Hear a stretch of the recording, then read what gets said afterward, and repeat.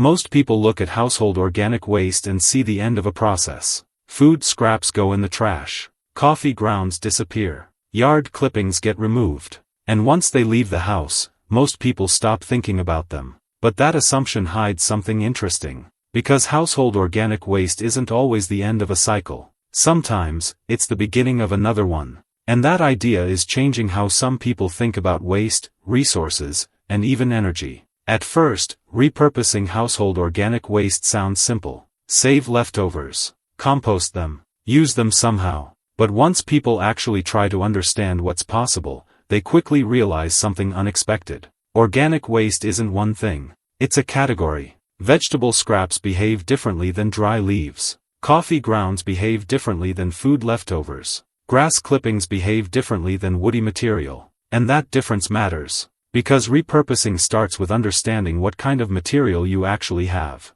Most household organic waste already contains stored biological energy and nutrients. But unlike packaged products, those resources aren't immediately accessible. They need transformation. And transformation changes everything. At the surface level, there are a few common ways people think about repurposing household organic waste. Composting, soil enrichment, organic decomposition, small-scale biological conversion. But what connects all of these approaches isn't the final output. It's the process. That's where most expectations begin to shift. People often assume repurposing means avoiding waste. But in reality, repurposing is about extending value. And value doesn't always mean creating something dramatic. Sometimes value simply means slowing loss. Take composting as an example. At first glance, it seems like organic material disappears. But that's not what happens. The material changes form. Structure breaks down. Nutrients become available again.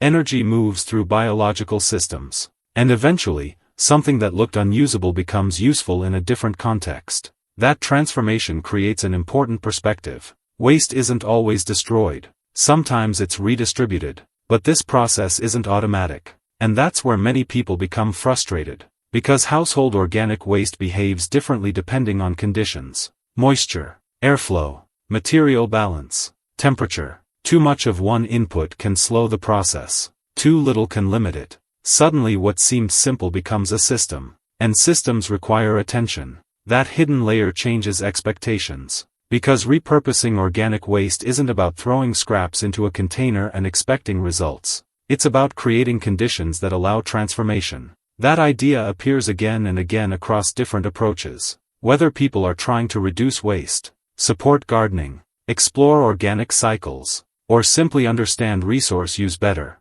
the principle stays the same.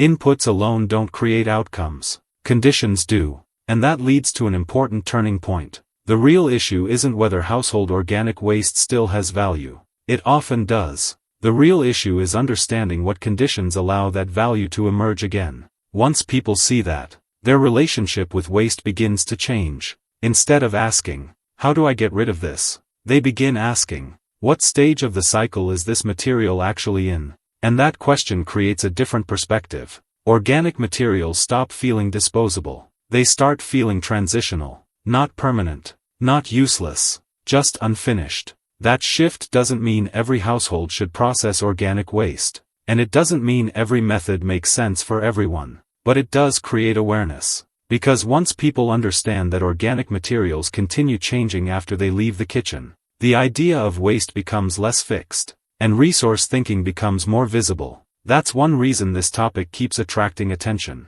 Not because people suddenly want complex systems, but because they're realizing that what leaves the house may still contain untapped value. If you want to explore practical examples of how household organic materials are commonly repurposed and what factors influence outcomes, there's a structured breakdown in the description. You can also find a practical guide and step-by-step framework that explains how these cycles are typically understood in real-world situations. And as always, the goal isn't to push a method. It's to understand the process underneath the idea.